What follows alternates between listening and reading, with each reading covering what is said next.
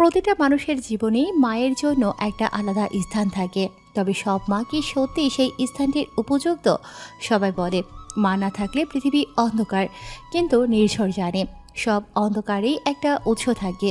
শৈশবের যতটুকু মনে পড়ে, মা নামক মহিলাটির কাছ থেকে কখনো স্নেহ, ভালোবাসা বা আগলানো কিছুই জোটেনি তার, বরং প্রতিদিন শুনতে হতো, তুই কিচ্ছু হবি না, বাপের মতোই ধ্বংস হবি একদিন।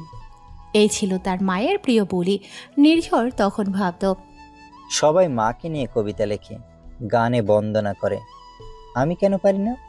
একদিন সে নিজের জন্যই লিখে ফেলল এক চিঠি। তুমি আমার মা, কিন্তু মায়ের মতো নও। তুমি আমায় জন্ম দিয়েছো, তাতে আমার হাত নেই, কিন্তু ভালোবাসনি, আগলে রাখুনি, মানুষ করনি, এতেও আমার কোনো দোষ নেই। তাই আমি তোমায় ক্ষমা করতে পারবো না কখনো, কারণ তোমার অনুপস্থিতি থেকেই আমি পাথরের ন্যায় মানুষ হয়েছি। আজ নির্ঝর একা, তবুও সে ভেঙে পড়ে না, কারণ সে জানে মা না থাকলেও বেঁচে থাকা যায়। কারণ যিনি মা হয়েও মা নন, তাকে ছেড়ে এগিয়ে যাওয়াটাই নিজের প্রতি দায়িত্ব। সে মানুষটির জন্য আর কষ্ট পায় না। এই মানুষটাই তো একসময় তাকে ছেড়ে চলে গিয়েছিল। সেদিন শাড়ির আঁচল ধরে বড্ড কেঁদেছিল ছেলেটা, কিন্তু তার মায়ের মন গলেনি। গলবে বা কী করে? কখনো তো তার মায়ের মতো আদর করেনি। একাকী এই ভুতুরে বাড়িতে তার দাদার কাছে ফেলে চলে গিয়েছিল। কতটুকুই বা ছিল সে? মাত্র 10 বছর হয়তো বা ছিল। তারপর অনেক বছর কেটে গেছে। নির্ঝরের 21 বছর বয়সে সেই মহিলা আবার ফিরে এসেছিলেন, শুধু একটা অনুরোধ নিয়ে। আমি কখনোই আর মা হতে পারবো না। হয়তো তোকে কষ্ট দেওয়ার শাস্তি পেয়েছি, তুই ছাড়া আমার কোনো সন্তান নেই। মাকে একটা সুযোগ দে না নির্ঝর। কিছু কিছু ভুল কখনো ক্ষমা করা যায় না। নির্ঝরও সেদিন ক্ষমা করতে পারেনি তার মাকে, ফিরিয়ে দিয়েছিল তাকে। তবুও এরপর থেকে মহিলাটি বারবার যোগাযোগ করতে চেয়েছিলেন। নির্ঝর এর বড্ড হাসি পায় এসব দেখলে। শৈশব সব গেল ধোঁয়াশায়, এতিমের ন্যায়। তখন তার মাতৃত্ব জাগল না, অথচ যখন সে মুখে দাঁড়িয়ে সফল, তখন এসে কেউ মাতৃত্ব দাবি করে। স্বার্থপর মানুষ। মা ছেলের সম্পর্ক সবসময় রূপকথার মতো হয় না। অনেক সময় সেখানে থাকে বিষ, শূন্যতা, অথবা শুধুই জন্মদাত্রী সন্তানের এক অনুচ্চারিত দূরত্ব। একজনের কণ্ঠস্বরে শোনা যায় নির্ঝরের সামনে, যার তরুণ পুরনো স্মৃতিচারণ থেকে বেরিয়ে আসে সে। স্যার, আপনার মা হয়তো সত্যি আপনাকে আগলে নিতে চায়। আপনি একবার সুযোগ দিয়েই দেখুন না। আপনার ভিতরে ছেলে মানুষটাও হয়তো মায়ের স্নেহ পেতে হাতড়াচ্ছে। নির্ঝর রাগ দেখায় না, বরং শান্ত কণ্ঠেই বলে, আমি জানি আমার ভেতরেও একটা ছেলে মানুষ এখনো রয়ে গেছে, যে এখনো মাঝে মধ্যে খুঁজে ফিরে একটা আঁচল, একটা হাতের ছোঁয়া, একটা কপালের চুমু। কিন্তু সেই ছেলেটাকে আমি বহু আগেই কবর দিয়ে এসেছি। তার কবরটাই কোনো নাম ফলক নেই, শুধু কষ্ট আর জমা ধুলোবালি। আমি এখন শক্ত, আমি এখন নিঃশব্দ, আমি এখন এমন একজন যে শিখে গেছে ভালোবাসা না পেলে কঠোর হতে হয়, মায়া না পেলে পাথর হতে হয়। প্রত্যুত্তরে লোকটি আর কিছু বলার সাহস দেখায় না, কারণ নির্ঝরের সঙ্গেই তার বড় হওয়া। সে জানে কতটা ভেঙেছে ছেলেটা। অন্যরা হয়তো ভাবে নির্ঝর বড্ড পাষাণ, তবে সে তো জানে এই নির্ঝর ভেঙেছে বহুবার। নির্ঝরের মায়ের মতো নয়, বরং বিথি বেগম আর নীলিমা বেগম যেন তার একেবারে উল্টো সত্তা। তাদের চোখে সন্তান মানেই পৃথিবীর সবচেয়ে বড় ভালোবাসা, সবচেয়ে বড় দায়িত্ব। তারা শুধু সন্তানের জন্য স্বপ্ন দেখেন না, প্রয়োজনে নিজের স্বপ্ন বিসর্জন দিতেও একটু দ্বিধা করেন না। সন্তানের মুখের একটুখানি হাসির জন্য, তারা নিশ্চিন্ত নিঃশ্বাসের জন্য তারা কত কিছু যে নিঃশব্দে সহ্য করে যান। সেই ভালোবাসা কোনো শব্দে, কোনো সংজ্ঞায় বাধা যায় না। একজন মা ঠিক এমনই হওয়া উচিত, যার ভালোবাসা সন্তানের আশ্রয় হয়, যার ছায়া সন্তানের রক্ষা কবচ হয়ে দাঁড়ায় সব ঝড় ঝঞ্ঝাটের মুখে। অনামিকা একটু চুপ করে থেকে নরম গলায় জিজ্ঞেস করল, আম্মু, মামুনি, আমাদের বাড়ি থেকে কি কখনো কেউ কোনো ছেলে হারিয়ে গিয়েছিল? নীলিমা বেগম মৃদু হেসে বললেন, না তো, কেন বলতো? তোর আবার কি মনে দরকার? বিথি বেগম হেসে উঠলেন, তোর কাজিন বিয়ে করার ইচ্ছে থাকলে আগে বলতি, আমি তাহলে তোদের সাথেই বসনের বিয়ে ঠিক করে ফেলতাম। অনামিকা মুখ ভার করে বলল, আমার একটা প্রশ্নকে তোমরা কোথায় নিয়ে গেলে বলো তো? নীলিমা বেগম মেয়ের মাথায় স্নেহ ভরে হাত বুলিয়ে বলেন, কি করব বল, মেয়েদের বিয়ের বয়স হলে মায়েদের মাথায় এমন সব কথা ঘুরতেই থাকে। অনামিকা মুচকি হেসে বলল। আমি বুঝি তোমাদের খুব আদরের। বিথি বেগম হেসে বললেন। শুধু আমাদের না, তুইও হলি এই বাড়ির একমাত্র আদরের মেয়ে, আমাদের পিচ্চি প্রিন্সেস। অনামিকা ঠোঁট উল্টে বলে উঠল। আমি তো বড় হয়ে গেছি, তাও কেন তোমরা এখনো পিচ্ছি বলো? প্রতিউত্তরে দুজনেই হাসলেন। তাদের মেয়েটা যে এখনো তাদের চোখে সেই আগের মতোই ভীষণ আদরের, ভীষণ আপন বাচ্চা মেয়ে। আজকের কনসার্টটা ছিল বর্ষণের জন্য স্পেশাল। হল জুড়ে মানুষের গলা ফাটানো চিৎকার, আলো ছায়ার ভিড়ে তার গানের প্রতিটি শব্দ যেন শ্রোতাদের হৃদয়ে সেধিয়ে যাচ্ছিল। তবুও সেদিন বর্ষণের মনটা খালি ছিল, যেন কিছু একটা ঘটবে, একটা ঝড় যেটার শব্দ এখনও শোনা যায়নি কিন্তু আসবেই। কনসার্ট শেষে ফ্যানদের সঙ্গে সেলফি তুলতে, অটোগ্রাফ দিতে দিতে ক্লান্ত হয়ে বর্ষণ একা একাই গাড়ির দিকে এগিয়ে যাচ্ছিল। ঠিক তখনই পেছন থেকে একটা চাপা আওয়াজ, ধরাধরি গন্ধে মাথা ঝিমঝিম। এক ঝটকায় কালো হুড তার মাথার উপর, আর অজ্ঞান হারানোর আগের মুহূর্তে শুধু একটা কথাই কানে এসেছিল। সিঙ্গার মানুষকে চুপ করিয়ে রাখতে বেশি কিছু লাগবে না। বর্ষণ চোখ খুলল একটা অন্ধকার ঘরে। ঘরের মধ্যে ছড়ানো কিছু ইলেকট্রিক যন্ত্রপাতি, টেবিলের একপাশে কফির গন্ধ, আর আরেক পাশে বসে আছে ৩-৪ জন অচেনা মুখ। তাদের চোখে উপহাস, ঠোঁটে খিস্তি মাখা হাসি। লোকটা ধীরে ধীরে এগিয়ে এলো। তুই বর্ষণ, তাই তো? তোর গান আমরা শুনি না, কিন্তু তোর প্রভাব বড়ই বিরক্তিকর হয়েছে।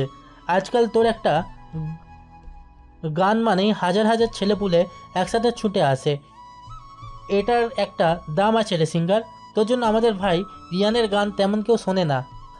বর্ষণ তাকিয়ে রইল, চোখ ঠান্ডা, মুখে কোনো ভয় নেই। গলার স্বর শান্ত অথচ তীক্ষ্ণ, যেমন তার গানের কথাই থাকে। তোরা ভাবছিস আমি শুধু গান গাই, তাই না? গান কাকে বলে জানিস? এটা কণ্ঠ না, আগুন। আর আমি আগুন গিলতে জানি, ছুঁড়ে মারতেও জানি। লোকগুলো একটু থমকে যায়। এই ছেলেটা তাদের ভয়ের ভিতর আটকে পড়েনি। তাদের প্ল্যান ছিল বর্ষণকে আটকে রেখে তাদের অপোনেন্ট সিঙ্গারকে এগোতে সাহায্য করা, কিন্তু বর্ষণের ভেতরের মানুষটা যে এতটা নিঃশব্দ তলোয়ার হয়ে বেরিয়ে আসবে তা তারা ভাবেনি। একজন ঠাট্টা করে বলে ওঠে। তোর মতো আবেগী আর্টিস্টদের 2 আনা ধারলে কথাই কি আর আমরা ভয় পাবো? আমরা উল্টে তোকে ভয় দেখাবো। বর্ষণ ধীরে হেসে বলে। আমার চোখে ভয় নেই, আছে কেবল আগুন, যেটা একদিন তোদের পোড়াবে। তোরা ভুলে গেছিস মানুষ যে হালকা ভাবে তাই সবচেয়ে ক্ষতিকর হয়ে ওঠে। ঘরের ভিতর হাওয়া কেমন যেন ভারী হয়ে ওঠে। আলো আধারের মাঝে বর্ষণের মুখে তখন আর কোনো সুর থাকে না, থাকে কেবল এক রকমের রহস্যময় হাসি। হুট করে বাইরে থেকে গুলির শব্দে সকলে সেই শব্দ অনুসরণ করে এগোতেই দেখতে পায় সামনে বর্ষণ দাঁড়িয়ে, মুখে বিকট হাসি। পরক্ষণেই পেছন ফিরে তাকিয়ে তারা দেখতে পায় বাঁধন খুলে দাঁড়িয়ে আছে বর্ষণ, হাতে তার জ্বলন্ত সিগারেট। সামনে এবং পিছনে দুদিকেই একজন দাঁড়িয়ে। ব্যাপারটা কেমন অদ্ভুত লাগছে তাদের নিকট। একজন স্তব্ধ হয়ে বলে ওঠে। দুটো। পেছনের ব্যক্তি এগিয়ে এসে আচমকাই লোকটার গলা টিপে ধরে এবং কঠিন কণ্ঠে বলে। তোদের প্রথম ভুল আমাদের মাঝে আসা, এবং দ্বিতীয় ভুল আমাদের এভাবে দেখা। নির্ঝর কপট হেসে বলে। ডিরেক্ট উড়িয়ে দি, কি বলিস? প্রতিউত্তরে বর্ষণ বাঁকা হেসে বলে। তোর কুমিরদের অনেকদিন পিওর মাংস খেতে দেওয়া হয় না, রাইট? সো প্রত্যুত্তরে নির্ঝর কিছু না বলে হাতের ইশারায় কয়েকজনকে ডেকে এদের নির্দিষ্ট স্থানে নিয়ে যাওয়ার উদ্দেশ্যে পাঠিয়ে দেয়। বর্ষণ নির্ঝর একেবারে মুখোমুখি দাঁড়িয়ে দেখে, মনে হবে যেন তারা আয়নার সম্মুখে দাঁড়িয়ে আছে। তাদের পোশাক থেকে শুরু করে সব কিছুই একরকম ঠেকছে। এরা ভুল করে আসল জনকেই তুললো। ভাবা যায় কলিজা আছে, কিছু রহস্যের উন্মোচন না হওয়াই ভালো। তোর ভাই না রহস্য উন্মোচন করতে গিয়ে নিজেই রহস্য হয়ে যায়, সাবধান। বর্ষণ নির্ঝরকে মৃদু ধাক্কা দিয়ে বলে উঠল। তুই আসিস তো ক্লু স্বর্ণ, তবে না করলেও হাজারো রহস্য লুকিয়ে আছে। একটা পেলে আরেকটা রহস্য সামনে আসবে। যেখানে এই জীবনের শুরুটাই ভুল দিয়ে হলো, সেখানে আলাদা রহস্য থাকার কি জিনিস? বর্ষণ বাঁকা হেসে বলে উঠল। দে ওদের রহস্য উন্মোচনের সাইলেন্স। যারা রহস্য উন্মোচন করতে চাচ্ছে, আমি দেখবো এই বর্ষণের রহস্য কিভাবে ওরা উন্মোচিত করে। ক্রিমিনালটা কে, আমি নাকি তুই? আমি মানেই তো তুই, আবার তুই মানেই তো আমি। আজও বোঝা গেল না কে আসলে বর্ষণ। নির্ঝরই কি তার ছায়া, নাকি বর্ষণই এক দুর্বোধ্য প্রতিবিম্ব? তাদের পোশাক এক, গলা এক, চোখে একই আগুন, তবুও একটাকে দেখে আলো বলে ভুল হয়, আরেকটাকে দেখে অন্ধকার ছুঁয়ে যায়। হয়তো এই দুই পুরুষ একই মুদ্রার দুপিঠ, কিন্তু প্রশ্নটা থেকে যায়, এই মুদ্রা কে ছুঁড়েছে, কে খেলছে এই খেলা, কেই বা আসল মাস্টার মাইন্ড? স্বামী স্ত্রী নামক সম্পর্কে আবদ্ধ হওয়ার পর মেয়েরা যতই বলুক, আমি কেয়ার করি না, আমি এই বিয়ে মানি না। বাস্তবে নিজের স্বামীকে ঘিরে অন্য কোনো মেয়ের ছায়াও মেনে নিতে কষ্ট হয় তাদের।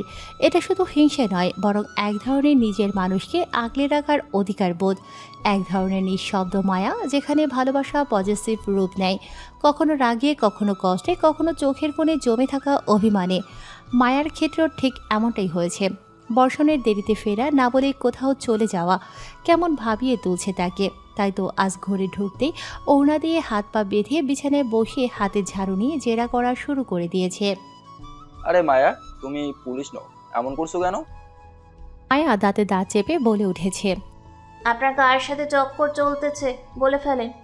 বর্ষণ থতমত খেয়ে গেছে। কি? আমার আবার কার সাথে চক্কর চলবে? মায়া গম্ভীর কণ্ঠে বলল, কার সাথে চলছে তা তো আপনি বলবেন, তাড়াতাড়ি বলেন, এক্ষুনি বলবেন, না হলে কিন্তু ঝাড়ুর বাড়ি খাওয়াবো। বর্ষণ দীর্ঘশ্বাস ফেলে বলে উঠেছে। যার ঘরের বউয়ের সাথে কোনো চক্কর চলে না, তার জন্য বাইরের কারোর সাথে চক্কর চালানো বিলাসিতা ছাড়া কিছুই না। আমাকে কি বোকা মনে হয়? আমার থেকে কি জানি লুকাচ্ছেন, বুঝি না ভাবছেন? বর্ষণ বাঁকা হাসি দিয়ে বলল, চালাক তো তাই বুঝছো, যতই হোক বর্ষণের চয়েস তো।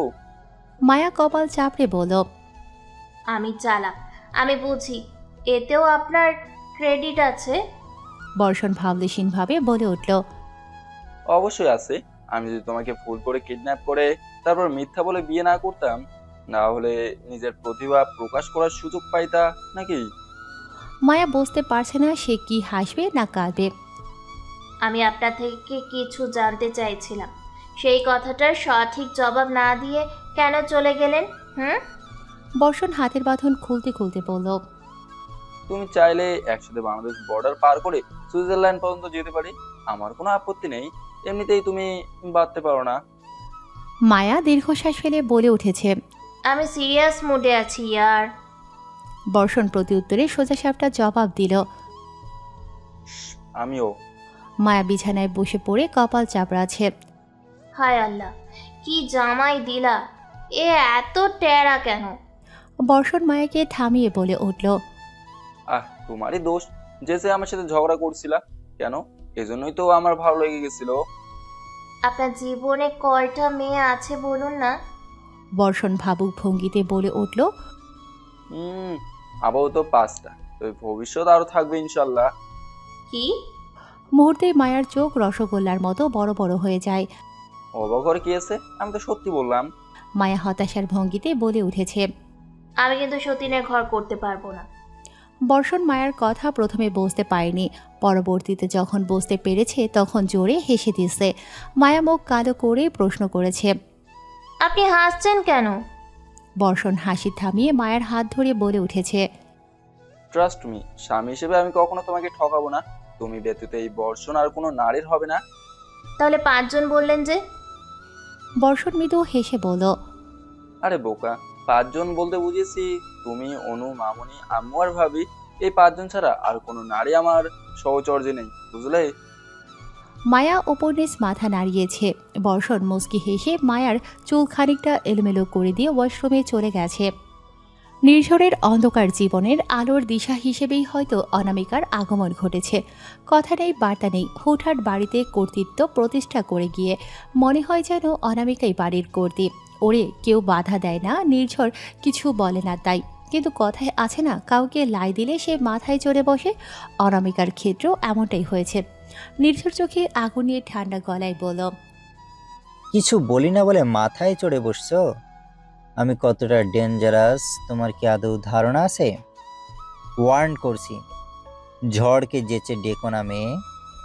অনামিকা চোখে একরাশ সাহস ও ঠোঁটে মিষ্টি হাসি নিয়ে বলল, ঝড় আসুক না, ক্ষতি কি? আপনার বাহুডোরে না হয় লুকিয়ে পড়ব। নির্ঝর তার ছেলের হাসি হেসে বলল, ঝড়ের কবল থেকে বাঁচতে ঝড়ের কাছে আশ্রয় খুঁজছো? অনামিকা চোখে গভীর আত্মবিশ্বাস এবং স্বরে মায়া নিয়ে বলল, অন্যরা হয়তো আপনাকে ঝড় ভাবে, কিন্তু আমি দেখেছি আপনার ভিতরের মানুষটাকে। কিছুটা হলেও বুঝেছি একলা নির্ঝর নামক লোকটাকে। নির্ঝর দীর্ঘ নিঃশ্বাস ফেলে বলল, হ্যাঁ, মানুষ বছরের পর বছর একসাথে থেকেও ভেতরের মানুষকে চেনে না, তুমি দুদিনেই চিনে ফেললে? অনামিকা নরম গলায় শুধালো, কারোর জন্য যদি হৃদয়ে ভালোবাসা তৈরি হয় তাহলে তাকে চিনতে বেশি সময় লাগে না মিস্টার। নির্ঝরের গলার স্বর খানিক কমে যায়। ভালোবাসা মানুষকে অন্ধ করে দেয় অনামিকা, আর তুমি হয়তো ভালোবাসার ভালো লাগাকে গুলিয়ে ফেলছো। এক মুহূর্তের মধ্যে দুজনেই চুপ। বাতাসে জমে থাকা অনুভূতির ভার যেন ছুঁয়ে যায় দুজনকে। নীরবতা ভেঙে অনামিকাই বলে উঠল, আপনি আমাকে না পছন্দ করেন, উড়িয়ে দেন না কেন? আপনার তো আমাকে সহ্য করার কথা নয়। নির্ঝর খানিক চুপ থেকে ঠান্ডা গলায় বলল, আমি একজনকে ভালোবেসেছি অনামিকা, তাকে ভালোবাসার জন্য তার সাথে আমাকেও কঠোর শাস্তি ভোগ করতে হয়েছে। আমি চাই না তুমি আমার পেছনে তোমার আবেগ অপচয় করো। প্লিজ আমার থেকে দূরে থাকো।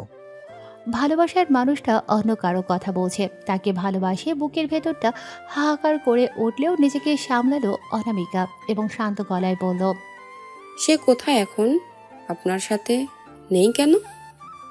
নির্ঝর অনামিকার মাথায় হাত বুলিয়ে কোমল কণ্ঠে বলে উঠল, অনামিকা লিসেন, তুমি অনেক ভালো একটা মেয়ে, আর আমি হচ্ছি পুরো অন্ধকারে জড়িয়ে থাকা পুরুষ। আমাদের কখনোই মানাবে না। তাছাড়া আমি চাই না তুমি কখনো কারো জীবনের দ্বিতীয় নারী হও। You deserve best. কত ইতিহাসই তো আছে। আপনি বুঝি গল্প উপন্যাস পড়েন না? বোকামে, গল্প উপন্যাসে ওসব মানায়, রিয়েল লাইফে নয়। আচ্ছা, আপনি আপনার ভালোবাসার জন্য আমাকে রিজেক্ট করেছেন। ওকে, আই ডোন্ট মাইন্ড। তার সাথে একবার দেখা করান, আমি দেখেই চলে যাব এবং আপনাকে আর ডিস্টার্ব করব না। নির্ঝর কেমন যেন দেখালো সে কোনো উত্তর না দিয়ে নিজের রুমে চলে গেল। লোক অর্ডার দিয়ে পাঠিয়েছে অনামিকাকে যেন পৌঁছে দেওয়া হয় তার স্থানে। অনামিকার হৃদয় কেন যেন বলছে কোনো কষ্ট লুকোচ্ছে এই লোক। অন্য কাউকে ভালোবাসার কথা শুনেও বেহায়া মন তার কাছেই ছুটে যাচ্ছে বারে বারে। অথচ নির্ঝর তার সামনে সে বারবার একটা হাসি মাখা চেহারা এসে ঠেকছে।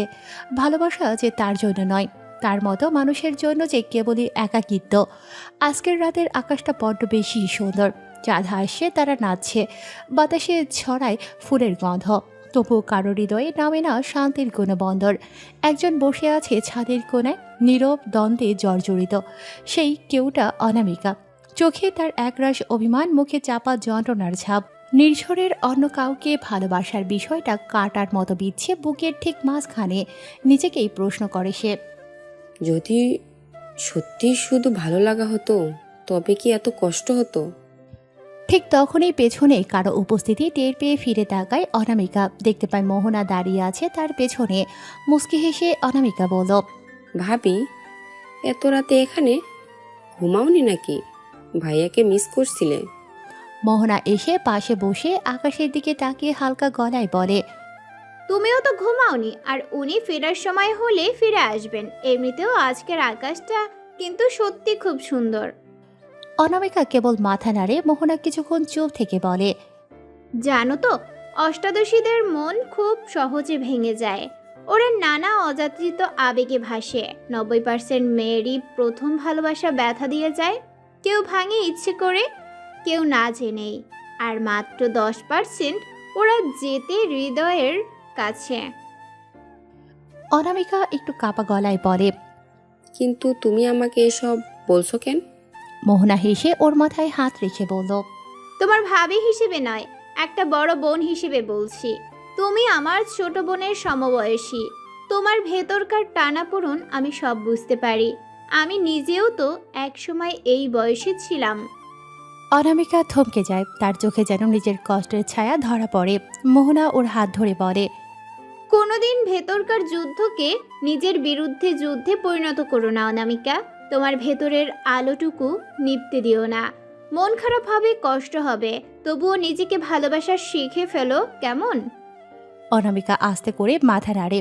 চোখে তার আবারও ভেসে ওঠে একটা অসম্পূর্ণ ভালোবাসার নীরব কবিতা। আজকের রাতের আকাশটা যেমন ঠিক তেমনই অনামিকার মন চাঁদের আলো আছে, তবু কোথাও একটুখানি অন্ধকার জমে আছে।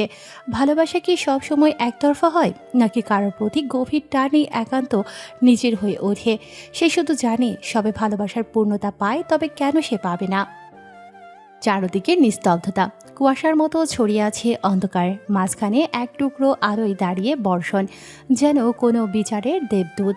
তার চোখের সামনে বসে আছে একটি অচেনা মেয়ে, হাত পা বাঁধা, মুখে চাপা একরাশ ব্যঙ্গ। মেয়েটা অস্পষ্ট কণ্ঠে বলে উঠল, আমার গায়ে কাটার আঘাত পড়লে তোমার ছায়ে তোমার বিরুদ্ধে যাবে বর্ষণ। বর্ষণের ঠোঁটে বিদ্রুপ। বিশ্বাসঘাতকদের মুখে সততার বলেই মানায় না শাওনি। তো আমার উপর টর্চার চালানোর রাইট তোমার নেই। এমনিতেও নির্ঝর তোমার কথা কখনো বিলিভ করবে না। অবশ্যই করবে। সায়নী বর্ষণের কথায় হেসে ওঠে এবং বলে, ভালোবাসা মানুষকে অন্ধ করে দেয়। একসময় ভালোবাসার মানুষটির শত শত ভুল নির্দ্বিধায় মাফ করে উড়িয়ে দেওয়া যায়। ভাঙা মানুষদের মন একবারের বেশি পাওয়া যায় না শাওনি। সায়নী বাঁকা হেসে বলল, যে ছেলে 4 বছর নির্দ্বিধায় ভালোবাসতে পারে নিঃস্বার্থভাবে, তার জন্য একথা মানায় না। এতটা ভালোবাসা সত্ত্বেও কেন ঠকালে? আমার জায়গায় ও যদি আগে জানতে পারতো, তখন ওর কেমন লাগতো ভাবতে পারছো? আই ডোন্ট কেয়ার, ওর মন ভেঙে টুকরো টুকরো হয়ে যাক। আমি চাই ও নিঃশেষ হয়ে যাক চিরতরে। ওর দোষটা কি তোমাকে পাগলের মতো ভালোবাসা? ওর বাবা আমার সবকিছু কেড়ে নিয়েছিল, আমি শুধু বদলা চেয়েছিলাম। ও ছিল আমার টুল। দোষটা কি আদৌ ওর ছিল? দোষ করেছিল ওর বাবা, এজন্য তুমি ওর সাথে এমন করবে? তাছাড়া ফ্রিডম কারেনি, শুধু তোমাকে নিয়ে পসেসিভ ছিল। আমি ওর ধ্বংস চেয়েছি, তাতে হয়তো সফলও হয়েছি। ও নিঃসঙ্গ, একা ভেতর থেকে। ও ভালোবাসতেও ভয় পায়। বর্ষণ রাগ সংযত করার চেষ্টা করে। নির্জা তোমাকে ভালোবেসেছে, জোর করেনি কখনো। তোমায় বিয়ে করে নিজের কাছে রাখতে চেয়েছিল শুধু। অথচ তুমি কি করলে? বিয়ের দিন শত্রুদের ডেকে এনে নিজের আঘাত পাওয়ার নাটক করলে। এমনকি নাটক করলে ওর জন্য তুমি মরতে মরতে বেঁচেছো এবং স্মৃতিশক্তি হারিয়ে ফেলছো। বেচারাই গিল্টের জন্য তোমার থেকে দূরে থাকতে শুরু করছিল। একটুও মায়া লাগলো না তোমার? চড়ুই পাখি নাম দিয়েছে, অথচ পাখি খাঁচা ছেড়ে উড়ে গেলেই দোষ নাকি? বর্ষণ দেয়ারে কয়েকটা গুলি করে বলল, তুমি আমার না, বড় নির্ঝরের টার্গেট। ওর হাতেই তুলে দেবো। কি করবে ওর ব্যাপার? তুমি তো ভালো, তাহলে এসব কেন করছো? তোমার চোখে আমি ভালো, তাহলে এই অন্ধকারে নিজেকেই দেখো একবার। আমি আলোতে দাঁড়িয়ে নেই সায়নী, আমি সে আগুন যেটা শুধু ছায়াকেও পুড়িয়ে দেয়। তবে তুমি আগুনে নয়, বরং ঝড়ের দ্বারা ধ্বংস হবে।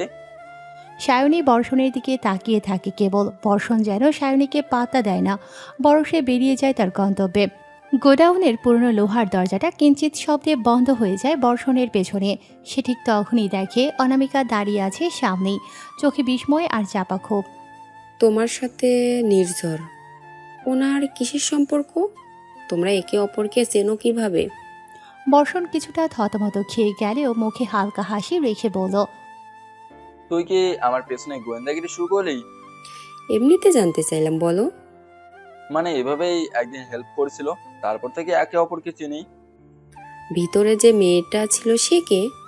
বর্ষণ এবার চটেও গেল। তোরা তো প্রশ্ন কেন? তুই নির্ঝরকে কিভাবে চিনিস সেটাই আগে বল। তুমি আমাকে প্রশ্নের ফাঁদে ফেলতে চাও, কিন্তু পারবে না। চুপচাপ সত্যিটা বলো। তোর ছোট ভাবির সাথে চলা বন্ধ, একসাথে থেকে গোয়েন্দাগিরি শুরু করিস। মেয়েটা কি নির্ঝর ওনার ভালোবাসা? বর্ষণ কিছু একটা ভেবে আচমকা বলে উঠল। তুই কি নির্ঝরকে পছন্দ করিস? অনামিকা নিঃশব্দে মাথা নাড়ায়। শোন, পছন্দ করি যেহেতু, তাহলে পড়িয়ে ফেল, আমি তোর পাশে আছি। ছেলে খারাপ না, ভালোই। অনামিকা থতমত খেয়ে গেছে বর্ষণের কথায়। বড় ভাই হিসেবে তার উচিত বকাঝকা করা, অথচ সে কিনা উস্কানি দিচ্ছে। অনামিকা হতাশার স্বরে বলে উঠল, কিন্তু উনি আমাকে মুখের উপর রিজেক্ট করে দিয়েছেন। বর্ষণ গভীর স্বরে বলল, শোন, যাকে সে ভালোবেসেছিল সে তাকে ঠকিয়ে গেছে, ভাবিয়ে তুলেছে যে ওর ভালোবাসা কারো জীবন শেষ করে দিতে পারে। এখন তোকেই ওকে বোঝাতে হবে ভালোবাসার ধ্বংস নয় মুক্তি। পারবি না ওর ভাঙা জীবনটাকে জোড়া দিতে? অনামিকা নিঃশব্দে শুনল বর্ষণের কথা এবং প্রতি উত্তরে বলল, আমি জানি আমি ওনার জীবনের প্রথম ভালোবাসা না, কারোর জন্য একদিন ওনার চোখে আলাদা আলো ছিল। হয়তো উনি তাকে নিয়ে লিখেছেন কবিতা, গেয়েছেন গান। আমি সেই পাতার অংশ নই। সে ভুল করলেও হয়তো তাকে ভুলতে পারবে না উনি, কারণ প্রথম ভালোবাসা ভোলা যায় না। তাই আমি চাই না সে ভুলে যাক তাকে, থাকুক সে ওনার স্মৃতির এক নরম কোণে। কারণ আমি আসিনি কিছু মুছে দিতে, আমি এসেছি নতুন করে ভালোবাসতে। আমি চাই উনি আমায় দেখুক নতুন করে, ভালোবাসুক ভয়ের বাইরে এসে, একবার শেষবারের মতো।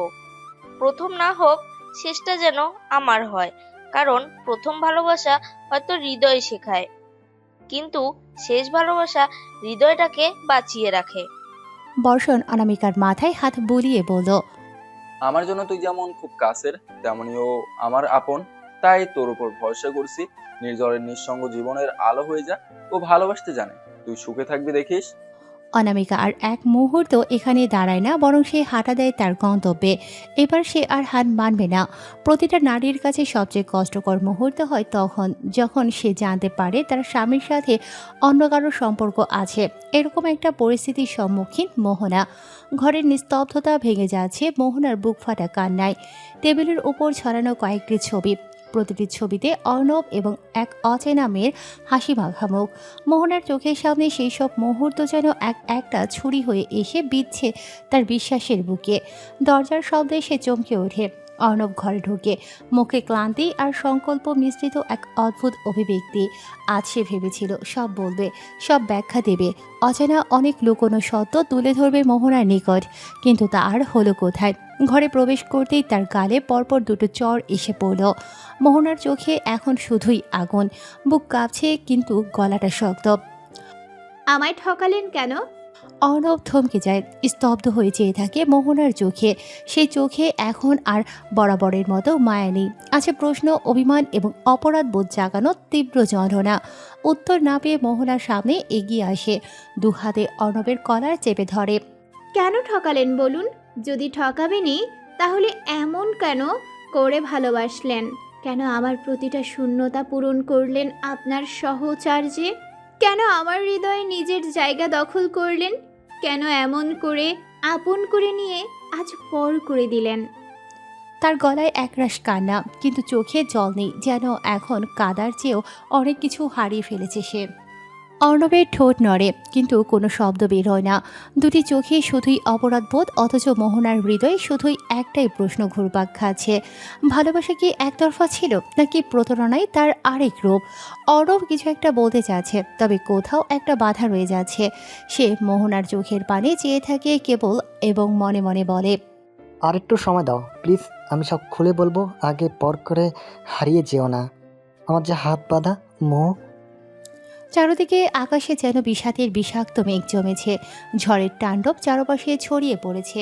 যেন প্রকৃতিও জানে আজ কোনো শান্তি নেই, সবাই হয়তো গভীর ঘুমে ডুবে, অথচ একাকী একটা সত্তা জেগে আছে, একটা ছিন্ন ভিন্ন হৃদয়, একটা বিশ্বাসঘাতকতার ছায়া নির্ঝর। তার বুকের ভেতরে আজ প্রকৃতির চেয়েও বড় ঝড় বয়ে যাচ্ছে। সায়নী তার চড়ুই পাখি। না না, এটা স্বপ্ন হতে পারে, ভুল হতে পারে। কিন্তু বর্ষণের মুখে শোনা সত্যগুলো এক একটা করাতের মতো কেটে দিচ্ছে তার ভেতরটা। চড়ুই পাখি কেন এমন করলো? কেন আমাকে এইভাবে ভেঙে দিল? আয়নায় চোখে পড়তেই নিজের চোখকে চিনতে পারে না নির্ঝর। কোনো এক সময় নিঃস্বার্থ ভালোবাসার পুরুষ আজ শুধুই এক ক্লান্ত, বিধ্বস্ত, ধ্বংসপ্রাপ্ত মানব। স্মৃতির কুয়াশায় ভেসে ওঠে সায়রীর মুখ, তার হাসি, তার হাত ধরা সেই মুহূর্তগুলো। তবুও সেই মুখটাই এখন তার কাছে ভয়ের, প্রতারণার প্রতিচ্ছবি। আমি কি সত্যি ভালোবাসতে জানি, নাকি আমার ভালোবাসায় দুঃখ ছাড়া কিছুই নেই কারোর জন্য? বাতাসে দরজা দুলছে, জানালা সশব্দে বন্ধ হচ্ছে, আর নির্ঝর হাঁটছে অন্ধকারে, একটা গন্তব্যের খোঁজে নয়, একটা সত্যের মুখোমুখি হওয়ার জন্য। বাইরে এখনও ঝড় থামেনি, বরং তার প্রকোপ যেন দ্বিগুণ হয়ে উঠেছে। প্রকৃতির উন্মত্ততা আর এক মানবের ভাঙনের মাঝে আজ অদ্ভুত এক সাদৃশ্য।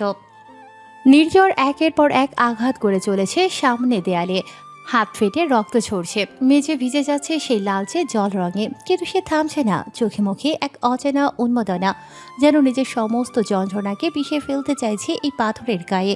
তার কিছুটা দূরে মেঝেতে নতজানু হয়ে বসে আছে সায়নী। সে নির্বাক নিথর, চোখে বিস্ময়, তবুও চিৎকার করে থামানোর সাহসও নেই, কারণ সে জানে এই মুহূর্তে নির্ঝর কেবল প্রেমিক নয়, সে যেন যন্ত্রণায় দগ্ধ এক যুদ্ধরত পুরুষ।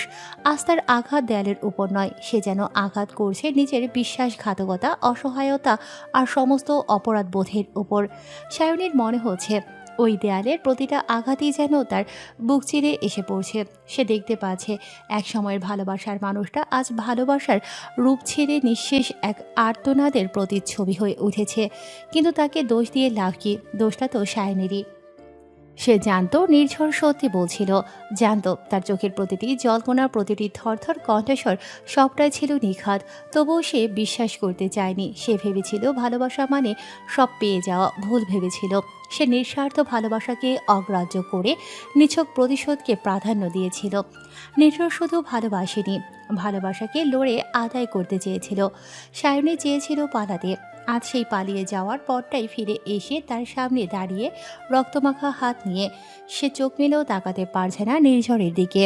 তবুও তার কান বারবার শুনে ফেলছে সেই কর্কশ আওয়াজ, হাড়ে গিয়ে লাগা মাংসের ঘা, দেয়ালের ফেটে যাওয়া শব্দ আর তার ভেতরের নীরব কান্নার প্রতিধ্বনি। হঠাৎ এক মুহূর্তে নির্ঝর থেমে যায়, তার শরীরটা একটু কেঁপে ওঠে।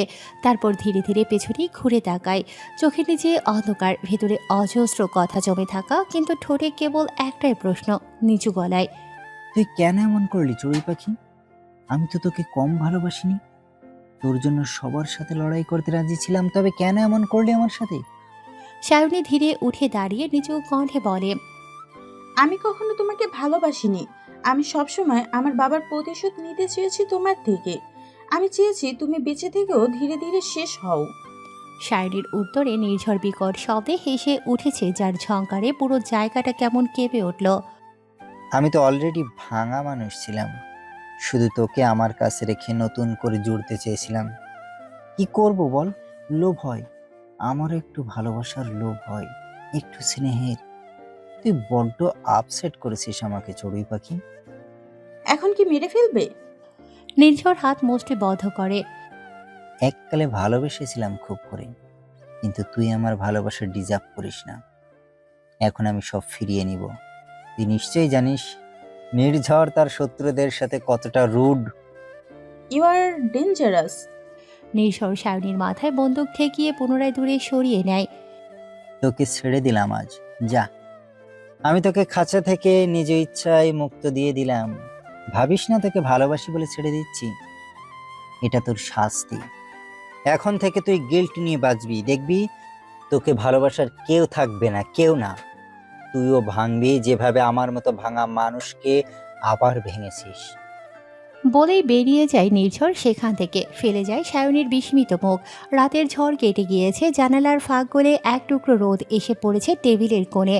তবু মোহনার চোখে যেন কোনো আলোর প্রতিচ্ছবি নেই। চুপচাপ নাস্তা নিয়ে বসে আছে সে। বর্ষণ মুখে ভাঁজ তুলে বলে উঠল, আহা ভাবি ভাবি, মাছে ঢুকলো পেটে। থমকে যায়, কি কই মাছি? ঠিক তখনই মায়া এসে বর্ষণের হাতে চিমটি কেটে বলে, আমার আপুকে একদম জ্বালাবেন না। বর্ষণ একেবারে নাটকে মুখ করে বলল, ভাবি তোমার কাছে বিচার চাই। তোমার বোন ঘুমাতে ঘুমাতে আমাকে ধাক্কা দিয়ে ফেলে দেয় খালি।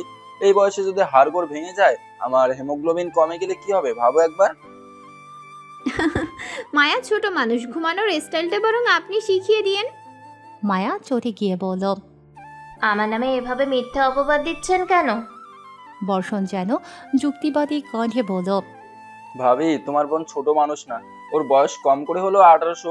ষড়যন্ত্র করে শুধু ছোট সেজে আছে। মায়া চোখ গোল করে বলল, কি? নিজে তো তাহলে 1 কোটি বছরের বুড়ো। বর্ষণ কাতর ভঙ্গিতে বলল, ভাবি দেখো না কিভাবে পায়ের উপর পা তুলে ঝগড়া করছে। আমি কি এর সাথে মিলেমিশে থাকতে পারি বলো? মোহনা ধীরে ধীরে মুখে হালকা হাসি ফুটিয়ে বলে, তোমরা কি ঝগড়া ছাড়া একদিন শান্তিতে থাকতে পারো না? বর্ষণ সঙ্গে সঙ্গে উত্তর দেয়, আমি তো চাই ভাবি, কিন্তু তোমার বোন ও তো শুধু ঝগড়া করতেই আসে। মায়া চোখ ছোট ছোট করে বলে, আপু জানো না, রাত 3টায় ডেকে বলে এখন ঝগড়া করতে মন চাচ্ছে। কেমন জগরুটে লোক বোঝো। মোহনা হাসে দুজনের দিকে তাকিয়ে বলে। কি সুন্দর ঝগড়ুটে মিষ্টি জুটি। মায়া আড়ালে মিষ্টি হাসে এবং বর্ষণকে ধন্যবাদ জানায় তার বোনের মুখে হাসি ফোটাতে সাহায্য করার জন্য। শেষ রাতে ফিরে ঘুমিয়েছিল নির্ঝর। উঠতে উঠতে ঠিক কটা বেজে গিয়েছে তার খেয়াল নেই। তবে উঠে নিজেকে অপরিচিত স্থানে বাঁধা অবস্থায় আবিষ্কার করেছে।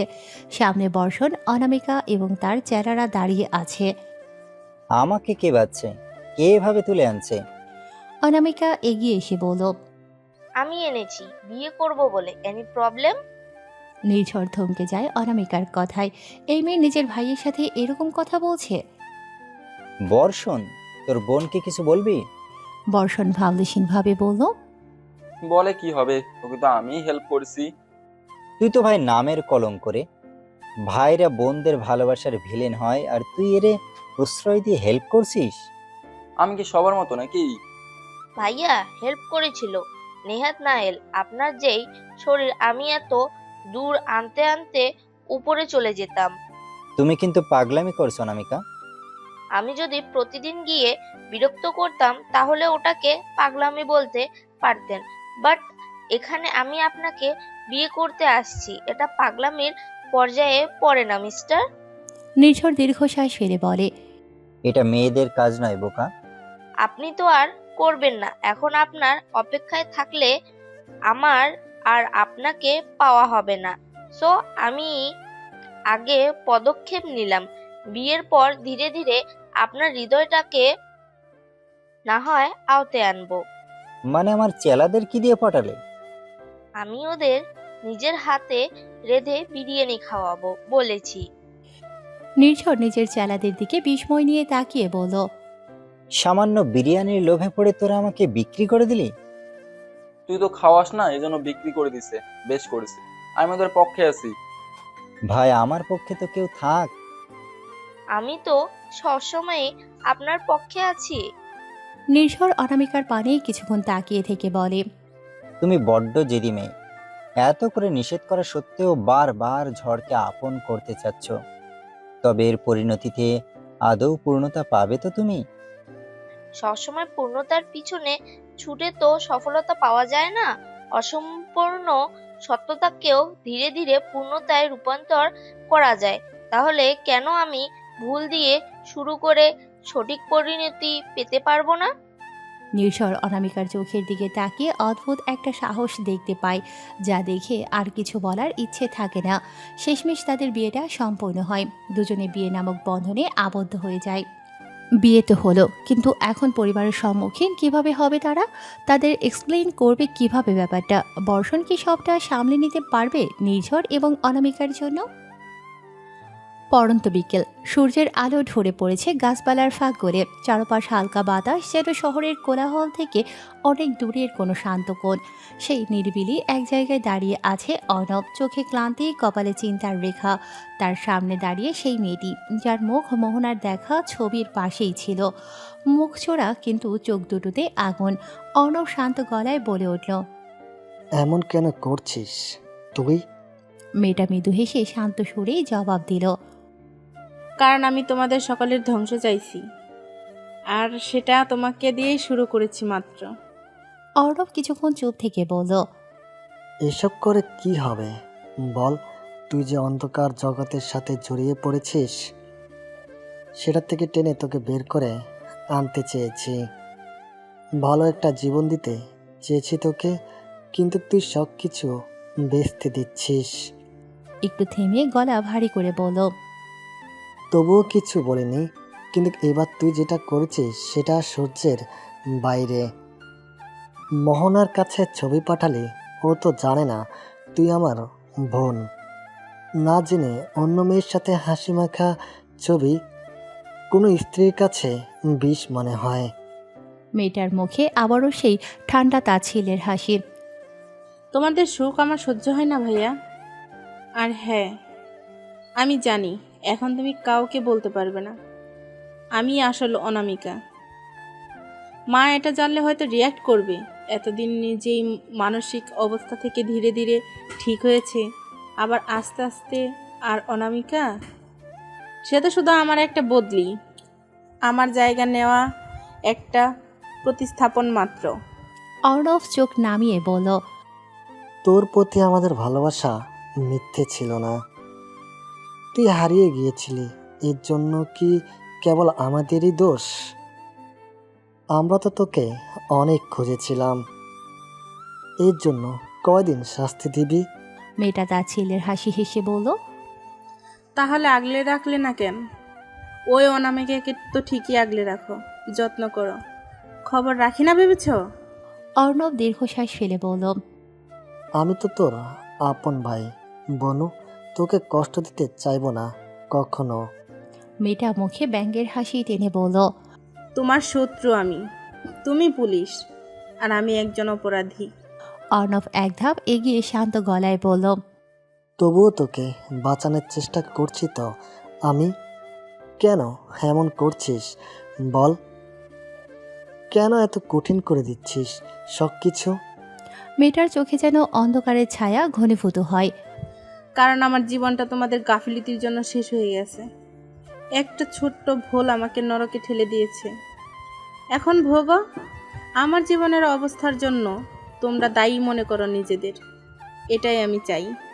অর্ণব একটু চুপ করে বলল, 16 বছর না হয় এভাবে কেটে গেছে বনু, কিন্তু সামনে তো পুরো জীবন পড়ে আছে। একটু যদি আমার কথা শুনতি, শান্তিতে বাঁচতে পারতি। মেয়েটা এবার চুপ, নীরবতা জমে ওঠে ওদের মাঝে। অর্ণব আবার বলে, তুই হারিয়ে গিয়েছিলি, তখন মা ভেঙে পড়েছিল। তখনই তোর বয়সী একটা মেয়ে অনামিকাকে আনা হয়েছিল আমাদের পরিবারে, মায়ের জন্য, যেন আবার তোর মতো হারিয়ে না যায়। তাই একটু বেশি যত্ন করতাম ওকে। এর মানে এই নয় যে তোকে ভালোবাসতাম না। তার কণ্ঠে একটা কষ্টের কম্পন। বনু, বুঝতে চেষ্টা কর। এখন যদি তোকে নিয়ে কথা উঠিয়ে দিই, আমি জানি না কি হবে। মা হয়তো সহ্য করতে পারবে না। মায়ের অবস্থা জানিস তো, বেশি শকট দেওয়া স্বাস্থ্যের জন্য ক্ষতিকর হবে। আর অনামিকা, ও তো একেবারে ভেঙে পড়বে। মেয়েটার চোখ জ্বলে উঠল।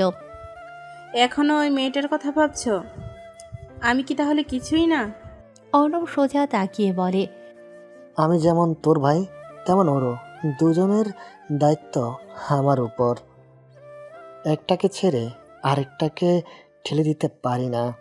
মেয়েটা ধূর্ত হেসে বলে, তাহলে এখন কি করবে? তোমার বউকে আমার কথা বলবে? না বললেও তো ঘর পুড়বে। আর যদি বলো, তাহলে সে যদি অন্য কাউকে বলে দেয় তখন? অর্ণব দীর্ঘশ্বাস ফেলে বলল, যদি তোর একটা নিরাপদ ব্যবস্থা করা যেত, ঠান্ডা মাথায় সবাইকে বলা যেত সব কিছু। কিন্তু তুই যা শুরু করেছিস, তাতে তো আমার আগে সংসারটা ভেঙে যাবে। মেয়েটার ঠোঁটে বিষাক্ত হাসি টেনে বলল, তাহলে কি করবা করো, তবে আমি জানি না আমার পরবর্তী টার্গেট কি হবে। প্রত্যুত্তরে অর্ণব কিছু বলে না, বরং চুপ করে ভাবতে থাকে কিভাবে সব সামলাবে আগামীতে, এবং কিভাবে মোহনাকে কিভাবে এক্সপ্লেইন করবে। আদৌ সব ঠিক করতে পারবে তো অর্ণব, নাকি সব আরও এলোমেলো হয়ে যাবে? নতুন বিয়ের আমেজ না থাকলেও বিরিয়ানির গন্ধে চারিদিক মমও করছে। নির্ঝর বাদে সকলে বেশ তৃপ্তি করে খাচ্ছে। আর নির্ঝর ভাবছে তার মূল্য কি এইটুকুনি বিরিয়ানি। বর্ষণ মৃদু হেসে বলল, বাবা, কাঠবিড়ালি দেখি রান্নাও শিখে গেছে। তোর ভালো রান্নার রহস্য কি? মামা বাড়ি গিয়ে কি রান্না শিখে আসছোস? হ্যাঁ মামি, জোর করে শিখিয়েছে একটু। ভাবি মাঝে মাঝে রেঁধে খাইয়েন। আমরা তাহলে ভাইয়ের থেকে আপনার কথাই বেশি শুনবো। বাকিরাও একই সাথে সম্মতি জানালো নীরবের কথায়। নির্ঝন কিছুটা বিরক্তি নিয়ে বলল, নাম নীরব, সো তোর উচিত সবসময় নীরব থাকা। এত কথা কেন বলিস? বাকিরাও চুপচাপ খেয়ে বিদায় হয় তাড়াতাড়ি। বসের বিয়ে খাইতে আসছে আর তুই এমন করতেছিস? তুই তো কথাই বলবি না শালা। আজকে শালা বলতে নিষেধ করব না, যতই হোক বোন দিচ্ছি তো, যত মন চায় ডাক। উফ, সবাই আমাকে জ্বালিয়ে মারবি। অনামিকা বিরিয়ানির প্লেট এগিয়ে দিয়ে কোমল কণ্ঠে বলল, আপনি খাচ্ছেন না কেন? খারাপ রাঁধি নাই, খেয়ে দেখুন। না খেলে জোর করে খাইয়ে দিব বললাম। চেলাদের সামনে বস বাচ্চাদের মতো খাবার নিয়ে জেদ করলে নিশ্চয় ভালো দেখাবে না। নির্ঝর চোখ বড় বড় করে তাকায় অনামিকার দিকে এবং বলে, এই, তোমার ভয় ডর কই গেছে? বিয়ে দিয়ে দিছি, তাই শ্বশুর বাড়ি চলে গেছে। ভয়েরও বিয়ে হয়, ভালো। এখন বলুন, নিজে খাবেন নাকি আমায় খাইয়ে দিতে হবে? নির্ঝর খাবার নিয়ে বলল, খাচ্ছি তো, এইটুকুনি একটা মেয়ে আমাকে শাসাচ্ছে। অনামিকা মুচকি হাসে নির্ঝরের দিকে তাকিয়ে। হয়তো তাদের সম্পর্কের শুরুটা ভুল করে ভয়ের মধ্যেই হয়েছিল, তবে তার গন্তব্যটা ধীর গতিতেই সুন্দর করে আগাচ্ছে, আর সমাপ্তি হয়তো পূর্ণতা দিয়েই হবে। বর্ষণ চুপচাপ দাঁড়িয়ে আছে বাগানের এক কোণায়। বাড়িতে কিভাবে এই বিয়ের কথা বলবে বুঝতে পারছে না এখনো। অনামিকা মৃদু হেসে এগিয়ে এসে বলল, আমি জানি তোমার আর ওনার মধ্যে আলাদা একটা সত্য আছে, যেটা কেউ জানে না, এজন্য আরো চিন্তায় আছো। বর্ষণ খানিকটা থতমত খেয়ে গেছে অনামিকার কথায়। এই মেয়ে কি বুঝতে পেরে গেল নাকি ভিতরকার টানা পূরণ? নির্ঝর ভেতর থেকে এগিয়ে এসে বলল, ভাই বোন কি আজকে আমার বাড়িতে থাকবে নাকি? আপনার একার বাড়ি নাকি? এটাতে আমারও হক আছে, প্লাস এখন অনামিকারও আছে। হ্যাঁ, সব তোদেরই, আমি তো অতিথি। সত্যটা বলো না, আমি কাউকে বলবো না। চুপ থাকবা তুমি, বড়দের মধ্যে কথা বলতে হয় না, জানো না? আপনি আমার আর আমার ভাইয়ের কথার মাঝে নাক গলাতে আসছেন। ওকে, ঠিক সহমত। নির্জয়, তুই পড়ে আসোস। যাই হোক, তোরা আপন ভাই বোন নস, তাহলে এত কিসের কথা তোদের? এত কি প্রাইভেট কথা থাকবে? বর্ষণ, তোর না বউ আছে, তাহলে কাজিনের সাথে কি? আপনি কি জেলাস? আমি জাস্ট বললাম যে বউ থাকতে কাজিনের সাথে কথা কিসের এত, এতে জেলাস হওয়ার কোনো ব্যাপার নেই। ভাই, তোর কাছে একা আমার বোনরে রাইখা যাব না, চিন্তা করিস না, নিয়ে যাব যাওয়ার সময়। আজব তো, বিয়ে কেন করালি? তো কি রেখে যাওয়া উচিত? নির্ঝর হতাশার ভঙ্গিতে বলল, সেইটা কখন বললাম ভাই? তুই আনডাইরেক্টলি বলছিস। নির্ঝর দীর্ঘশ্বাস ফেলে বলল, তুই যা তো ভাই, যা। বর্ষণ অনামিকা দুজনে হেসে নিজেদের বাড়ির উদ্দেশ্যে রওনা দিয়েছে। সবার মেজাজ দেখে তারপর একটা সুযোগ বুঝে বিয়ের ব্যাপারটা জানানো যাবে, কিন্তু সমস্যা তো অন্য জায়গায়। বাড়ির মেয়ের জামাই গ্যাংস্টার টাইপের লোক, তাও আবার গ্যাংয়ের লিডার। ব্যাপারটা কি আদৌ স্বাভাবিকভাবে নেবে সবাই? শেষ বিকেলে ঝিলের এক কোণে নীরব হয়ে বসে আছে মায়া আর মোহনা। দুজনেই একরকম একাকিত্বের নিরিবিলি সময় পার করতে ঘর ছেড়ে বেরিয়ে এসেছে। মায়া হঠাৎ নরম গলায় বলল, আপু, তুমি কি সত্যিই দুলাভাইয়ের থেকে আলাদা হওয়ার সিদ্ধান্ত নিয়ে ফেলেছিস? তুই কি ভাবছিস উনি খারাপ মানুষ? মোহনা কিছুক্ষণ চুপ থেকে মৃদু গলায় বলল, না, খারাপ বলবো না, বরং মনটা বলছে যেটা চোখে দেখছি সেটা পুরোটা সত্যি নয়। মনে হচ্ছে এর পেছনে লুকিয়ে আছে কোনো গভীর কাহিনী, যা আমি জানি না। মায়া শান্ত গলায় বলে, আমারও তাই মনে হচ্ছে। জানো বর্ষণ, ওনার ভেতরেও অনেক না বলা সত্য লুকিয়ে আছে। আমি বুঝি, কিন্তু ওনার মতো তেরা মানুষকে দিয়ে সত্যিটা বের করানো মানে অসম্ভব প্রায়। মোহনা দীর্ঘশ্বাস ফেলে বলে, অর্ণব চোখ দিয়ে অনেক কথা বললেন, কিন্তু মুখে কিছুই বললেন না। আমি কি আর চোখের ভাষা পড়তে পারি? মায়া শীতল কণ্ঠে বলে, আমার মনে হয় এই পুরো বাড়িটাই রহস্যে মোড়া। আমরা যেটুকু জানি তার আড়ালেও লুকিয়ে আছে হাজারটা না জানা গল্প। মোহনা দীর্ঘশ্বাস ফেলে বলল, হয়তো সত্যিই তাই। সন্ধ্যার আলো নিঃশব্দে ঢেকে ফেলল তাদের মুখ। মায়া মোহনার ভাবনা হয়তো ভুল নয়। এই বাড়ির দেয়ালে দেয়ালে সত্যি লুকিয়ে আছে শত কাহিনীর ছায়া। কেউ জানে না কে কতটা সত্যি আর কে কতটা অভিনয়ে গাথা।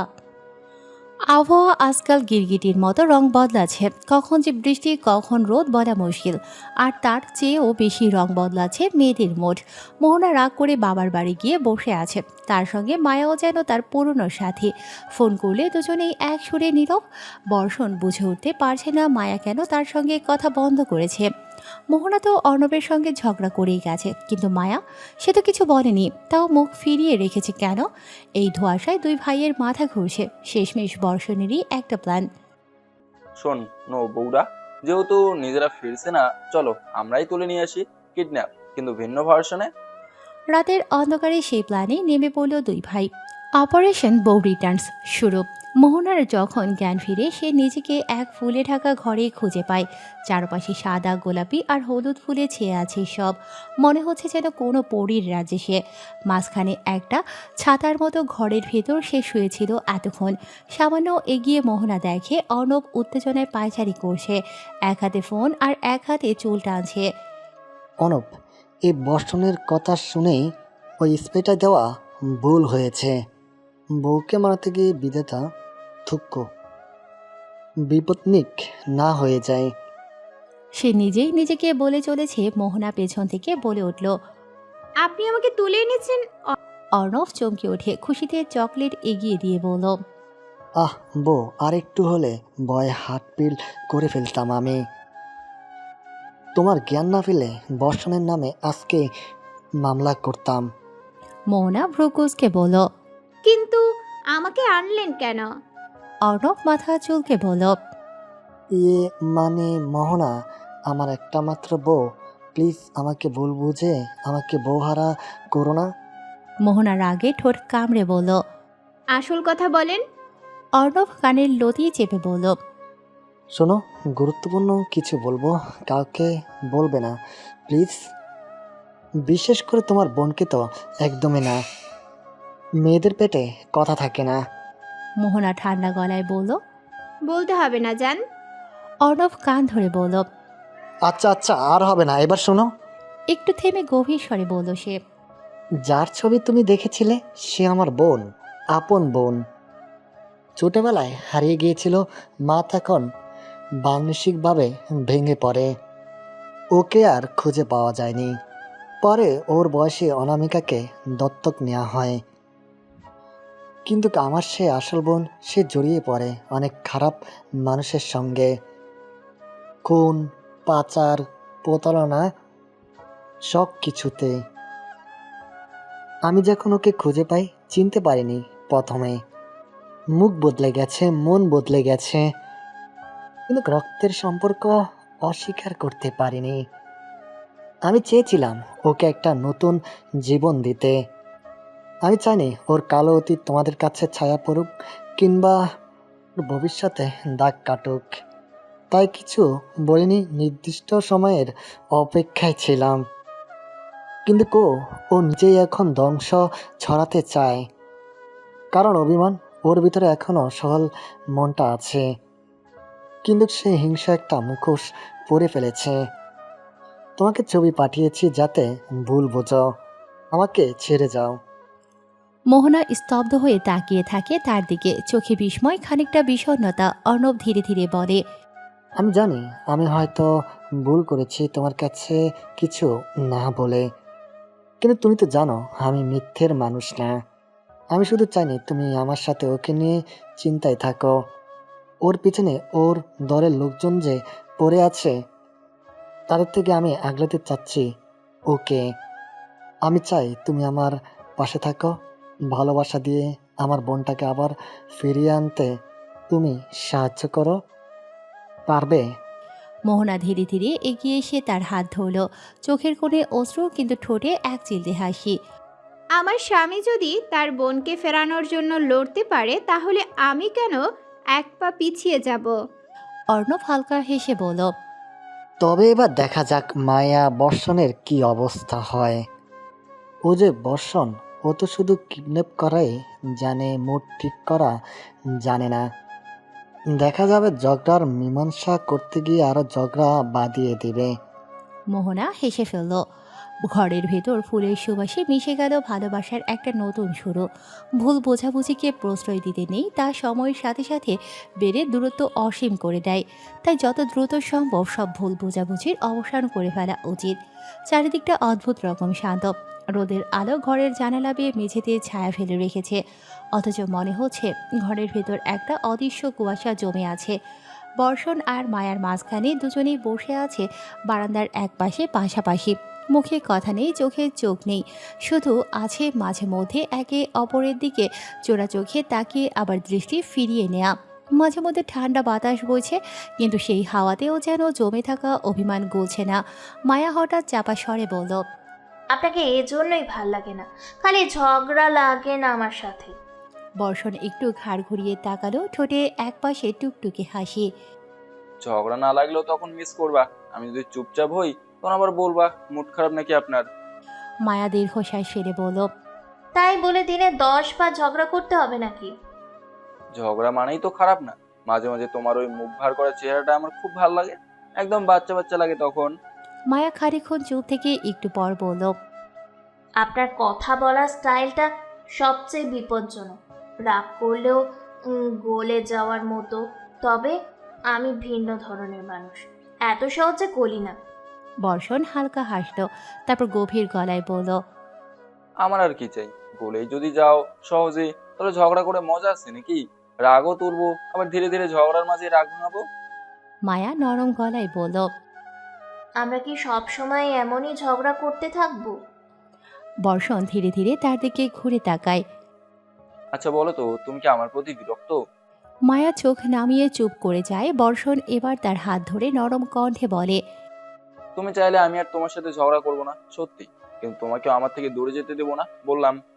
মায়া বর্ষণের দিকে তাকিয়ে মুচকি হেসে বলল, আমি চাই ঝগড়া হোক, তবে পরিমাণ মতো। তা মিস্টার আনপ্রফেশনাল কিডন্যাপার, কি কোনোভাবে আমার প্রেমে টেমে পড়লেন নাকি? বর্ষণ মৃদু হেসে উত্তর দেয়, এইসব প্রেম তোমার মতো অষ্টাঙ্গশীদের জন্য, আমার মতো পুরুষদের জন্য তো আসক্তি থাকে। তবে এটুকু বলতে পারি, তোমাকে দেখে তোমার প্রতি আসক্ত হয়নি, তবে তোমার সঙ্গে থাকতে থাকতে ঝগড়া করতে করতে অজান্তেই তোমাতে আসক্ত হয়ে গেছে। আপনি কি আমাকে কোনোভাবে প্রপোজ করছেন? এটা প্রপোজ নয়, এটা আমার হৃদয়ের লুকানো কথা। তাহলে প্রপোজ কোনটা? বর্ষণ আচমকা মায়ের সামনে হাঁটু গেড়ে বসে পড়ে এবং তার দিকে হাত এগিয়ে দিয়ে বলল, আমাদের সম্পর্কটা শুরুটা এক প্রকার ভুল দিয়েই হয়েছিল, ভুল কিডন্যাপিং এর দ্বারা। তবে এই ভুলের সমাপ্তিতে তোমায় পেয়েছি আমি। চিরকাল কি এই ভুলটাকে মনে রেখে আমার সাথে পথ চলবে মায়া? মায়া কিছুক্ষণ বর্ষণের দিকে তাকিয়ে থাকে, কোনো উত্তর দেয় না। এতে বর্ষণ বিরক্ত হয়ে নিজেই মায়ার হাত ধরে বলল, থাক, তোমার আর কষ্ট করে একসেপ্ট করতে হবে না। আমি নিজেই তোমার স্বামীর অধিকার থেকে তোমার হয়ে একসেপ্ট করে দিলাম। বর্ষণের এমন কথায় মায়া হেসে ওঠে। এই লোকটা আসলেই পাগল, তবুও এই লোকটাই যে ওর। সেদিন প্রথমবারের মতো ঝগড়ার মাঝেও এক অদ্ভুত প্রশান্তি নামলো দুজনের মধ্যে।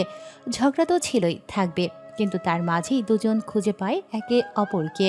ঝগড়া তাদের ভালোবাসার ভাষা, তাদের রাগ মানেই অন্যরকম জড়িয়ে থাকা, তাদের চুপ মানেই ভেতরে অনেক কথা জমে আছে বলার অপেক্ষায়। নির্ঝর আর অনামিকা একটা অদ্ভুত সমীকরণে বাধা পড়ে গেছে ওদের সম্পর্ক। চোখের চাহনিতে যেমন দ্বন্দ্ব, তেমনই লুকোনো টানও স্পষ্ট। আর এই টানটাই যেন অনামিকাকে বারবার টেনে আনে নির্ঝরের কাছে। ছোট্ট বারান্দার কোণে দাঁড়িয়ে আছে ওরা দুজন। চারপাশে সন্ধ্যার আলো মিশে গেছে একরাশ নীরবতায়। বাতাসে যেন এক অদৃশ্য উত্তাপ। অনামিকার ঠোঁটে খেলছে সেই চেনা মিষ্টি হাসি। আপনি আমার সাথে ঠিক করে কথা বলেন না কেন? অভিমানী গলা, তবু কোমলতা মিশে আছে তাতে। নির্ঝর এক ঝলক তাকালো ওর দিকে এবং পরক্ষণে ঠোঁটে ব্যঙ্গভরা একটা হাসি টেনে বলল, আমি যেভাবেই কথা বলি না কেন, তুমি তো ঠিকই নরমভাবে কথা বলবা। অনামিকা চট করে চোখ গোমরা করে বলল, স্বাভাবিক, আমার বর তো আপনি। নির্ঝর হেসে ফেলে, একটু ঝাঁকুনির মতো হেসে। যেই বর সম্পর্কে তোমার বাড়ির কেউই জানে না। জানাবো তো, আগে আপনি রাজি হন। নির্ঝরের চোখে একটা ছায়া নেমে আসে, গলার স্বর গভীর। আমি তোমাকে মানবো না কখনো, তোমার স্বপ্নে হয়তো মানতে পারি। অনামিকা এবার পুরো মুখটা উজ্জ্বল করে বলে, তাহলে স্বপ্ন দেখবো বেশি বেশি। এক মুহূর্ত যেন নীরবতা নেমে আসে। নির্ঝর তাকিয়ে থাকে ওর দিকে, চোখে একটা অদ্ভুত চিন্তা যেটা সে গোপন রাখতে চায় বারবার। তুমি এত ভালো সাজো কেন? নির্ঝরের গলা এবার খানিক কাঁপা, পুনরায় সে বলে। আমার সব ভাল লাগে না, একাকীই ভালো লাগে আমার। অনামিকা এবার আর হাসে না, বরং গলার স্বর নরম হলেও দৃঢ়তা নিয়ে বলে। একাকী তো ভালো, তবে চিরকালের জন্য নয়। কখনো না কখনো একজন সঙ্গীর প্রয়োজন হয়। আমি আপনার সেই একজনটাই হতে চাই। নির্ঝর যেন কেঁপে ওঠে, কিছু একটা বলবে, হয়তো তীব্র কিছু, নয়তোবা কোমল কিছু, তবে তা আর জানা যায় না, কারণ ঠিক তখনই সে কিছু একটা আঁচ করতে পারে। ফোনের কাঁপুনির আওয়াজ শোনা যায় কেবল। তৎক্ষণাৎ গম্ভীর হয়ে ওঠে সে, চোখ সরিয়ে নিয়ে বলে। হয়েছে, এবার বাড়ি যাও, আমার কিছু কাজ আছে। আর সবচেয়ে বড় কথা, নীরব বাদে যে কাউকে ডাইকা বলবা পৌঁছে দিয়ে আসতে, বুঝছো? অনামিকা কিছুক্ষণ চুপ থাকে, ঠোঁটে হালকা একটা হাসি খেলে যায়, তারপর বলে। আমি অপেক্ষায় থাকবো। একদিন আপনিও আমায় মেনে নিবেন। মন থেকে সেই দিন বউ হিসেবে থাকবো, সংসার গড়ব। আর আগ পর্যন্ত না হয় ক্ষণিকের অতিথি হিসেবে ঘুরে যাব। কেবল এই অপেক্ষায় অবসান করবেন তো খুব জলদি। নির্ঝর এবার আর কিছু বলে না, শুধু তাকিয়ে থাকে। অনামিকার পায়ের শব্দ মিলিয়ে যেতে যেতে নির্ঝরের বুকের ভেতর যেন এক টুকরো নীরবতা ঢুকে পড়ে। অতল এক শূন্যতার মাঝে অনামিকার স্বপ্নেরা ধীরে ধীরে পাখা মেলে উড়ে বেড়ায়। চারদিকের তীব্র অন্ধকার যেন নিঃশব্দে ঘোষণা দিচ্ছে, এই আধারে ডুবে থাকা মানবগুলো অন্ধকারের মতোই ভয়ঙ্কর, ঠিক তেমনই রহস্যময়।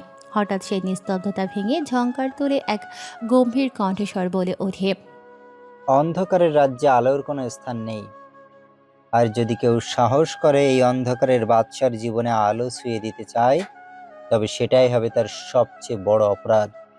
এক ঝংকারের রেশ যেন বাতাসে ছড়িয়ে পড়ে, নিঃশব্দে সাবধান করে। এই মানুষটা কি কারো জীবনে এক ভয়ঙ্কর ঝড়ের পূর্বাভাস, নাকি তার ছায়ার নিচেই অপেক্ষা করছে হিংস্রতা, সর্বনাশ, ভবিষ্যতের কোনো অদৃশ্য বিপদ? আবহাওয়াটা যেন হঠাৎ করে ভারী হয়ে উঠেছে। গাছের পাতার নড়াচড়া কেমন যেন দানবের নিঃশ্বাসের মতো শব্দ তুলছে। বাতাসে অদ্ভুত একটা শৈত্য। আশেপাশে কোনো জনমানব নেই বললেই চলে, তবুও নিস্তব্ধতার ভেতরেও একটা অদৃশ্য সংঘর্ষের সাড়া যেন চারপাশে ছড়িয়ে পড়েছে। নির্ঝর স্থির চোখে তাকিয়ে থাকে সামনের ছায়ামূর্তির দিকে। আপনি অন্ধকার জগতের সেই বাদশা ঠিকই, কিন্তু রক্তের বন্ধনে জন্মানো মানেই যে আমি আপনার পথে হাঁটবো এমনটা নয়। নির্জন শিকদার হালকা হাসলেন, ঠোঁটে শীতলতা, চোখে এক তীব্র অন্ধকারের ছায়া। তুমি নিজেই তো অন্ধকারে হাঁটা মানুষ নির্ঝর, তোমারও তো একটা দল আছে, এই পথেই তোমার রাজত্ব। আমার হসলা বিষাক্ত হওয়া শুধু সময়ের ব্যাপার। নির্ঝরের কণ্ঠে শীতল নির্লিপ্ততা। আমি আমার মতো থাকতে ভালোবাসি। ছোটবেলা থেকে যেহেতু আমার কোনো কিছুতে আপনি হস্তক্ষেপ করেননি, তাই আশা করছি ভবিষ্যতেও করবেন না। নির্জন শিকদারের কণ্ঠ এবার একটু কঠিন হলো। আমি তোমার জন্মদাতা পিতা। নির্ঝর দীর্ঘশ্বাস ফেলে বলল। জন্মদান করলে কি বাবা হওয়া যায়? জন্ম দিয়েছেন, তারপর ছেড়ে দিয়েছেন নিজের মতো বেড়ে উঠতে। ভালোবাসার নামে কখনো পাশে ছিলেন না আপনি।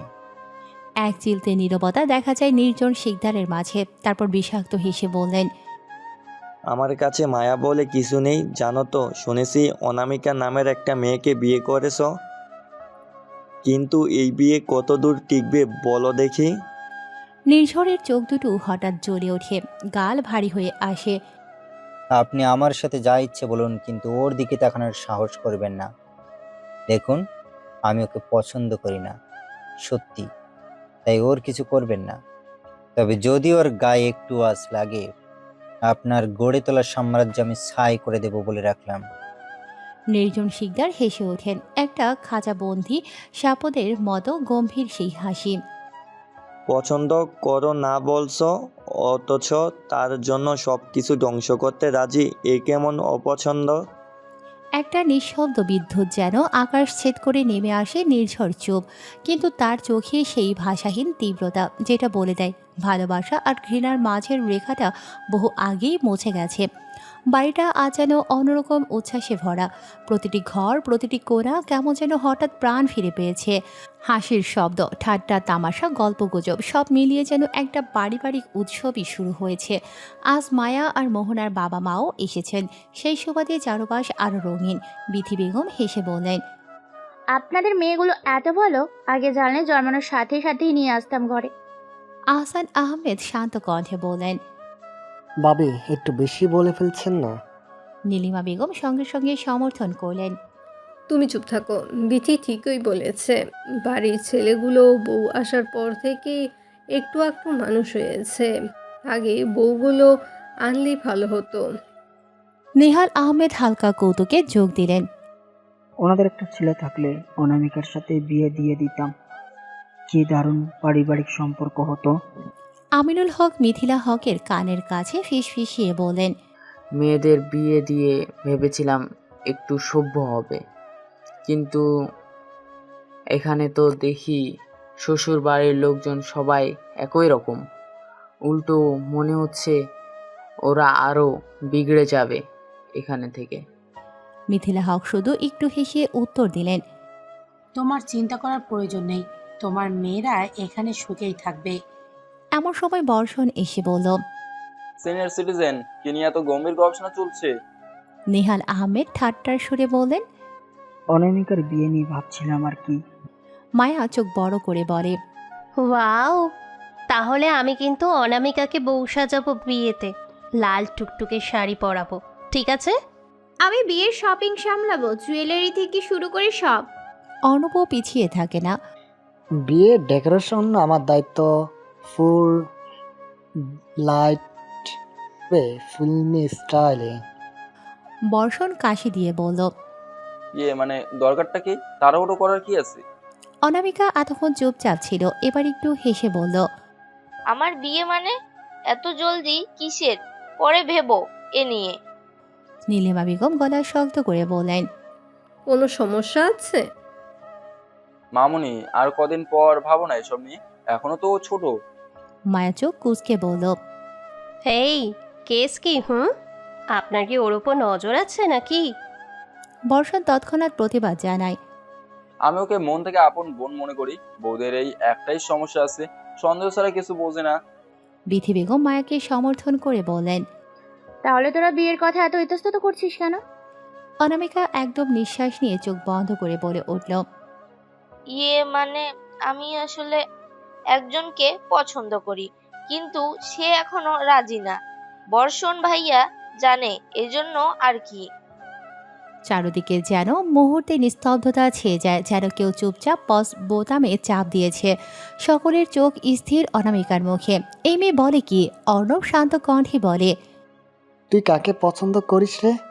জানতাম না তো। মোহনা অনামিকাকে জড়িয়ে ধরে বলল, বলো কে সে? আমরা আজকেই কথা বলবো তার সঙ্গে, রাজি করিয়ে ছাড়বো একদম। বর্ষণ মুখ ঘুরিয়ে জানালার বাইরে তাকিয়ে থাকে, চোখে কিছু একটার আভাস। যদি এক সত্য থেকে আরেক সত্য বেরিয়ে আসে, প্রত্যেকের প্রতিক্রিয়া কিরূপ হবে? অনামিকা নিঃশব্দে বলে, সে খুব কাছেই থাকে, কিন্তু অনেক দূরে। মানে? আমি যদি এমন কাউকে চাই যে অপরাধী নয়, তবে দুনিয়ার চোখেও সে ঠিক নয়, তাহলে কি মেনে নিবে তোমরা? চারিদিকটা নীরব হয়ে এলো বিস্ময়ে। পরক্ষণে অর্ণব অনামিকার গাল আলতো করে ধরে বলল, আমার বনে খুশি থাকলে আর ছেলে ভালো হলে তাহলে সমস্যা নেই। অনামিকা হেসে বলল, তাকে মানবা তোমরা? নীলিমা বেগম মেয়ের মাথায় হাত বুলিয়ে বললেন, তোর খুশিতেই তো আমাদের খুশি রে মা। তবে ছেলে যদি খারাপ হয় তাহলে আমরা মানব না। ছেলে ভালোই, তবে একটু গম্ভীর সাজার নাটক বেশি করে। ভাইয়া তুমি চুপ থাকো।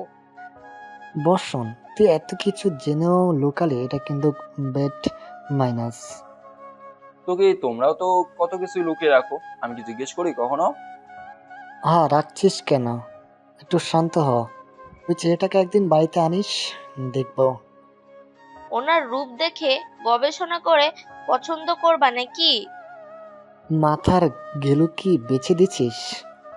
না তো, ঘিলু বের করা যায় না মাথা থেকে, বোকা। পরক্ষণে হাসির রোল পড়ে গেল পুরো ডাইনিং জুড়ে। জানালার বাইরের আলো ফিকে হয়ে এসেছে, সন্ধ্যা নামছে ধীরে ধীরে। তবু অর্ণবের ভেতরে প্রশ্ন রয়েই যায়, অনামিকার পছন্দ করা ছেলেটা কি আদৌ ভালো? সে আদৌ খুশি রাখতে পারবে তো অনামিকাকে? সময়ের সাথে সাথে ভেতরটা কেমন যেন হালকা করে চিৎকার করছে, কিন্তু আওয়াজটা বেরোতে পারছে না। এক একটা নিঃশ্বাস যেন বিষাক্ত ভারে বুকে চেপে ধরেছে। সায়নের মনে হচ্ছে জীবনের সবচেয়ে বড় ভুলটা সে ওই দিনই করেছিল, যেদিন নির্ঝরকে ছেড়ে চলে গিয়েছিল এবং ঠকিয়েছিল। তাকে কেউ জোর করে যেতে বলেনি, আবার ধরে রাখতেও কেউ আসেনি। এই দৈত্য চাপে পৃষ্ঠ হয়ে আজ সে নিঃস্ব। নির্ঝর হয়তো তখন কিছুই বলেনি, এমনকি পেছন ফিরে তাকায়ওনি, শুধু শাস্তি না দিয়ে ছেড়ে দিয়েছিল। কিন্তু শাস্তি না দেওয়া, না বলার জবাবটাই বুঝি তার জীবনের সবচেয়ে কঠিন শাস্তি হয়ে উঠেছে আজ। চোখ বন্ধ করলেই মনে পড়ে একটা সময় এমন একজন ছিল যে চোখের ভাষাতেই পড়ে ফেলতো তার কষ্ট।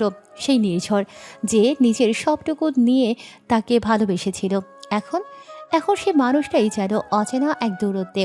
যদিও দোষটা তারই। সায়নের বুকের ভেতর হঠাৎ কেমন হাহাকার করে ওঠে। সে কি আদৌ ক্ষমা করবে আমাকে যদি আমি ফিরে যাই? ঠিক সেই মুহূর্তেই পেছনে কারো পায়ের শব্দ শুনে সে চমকে তাকায়।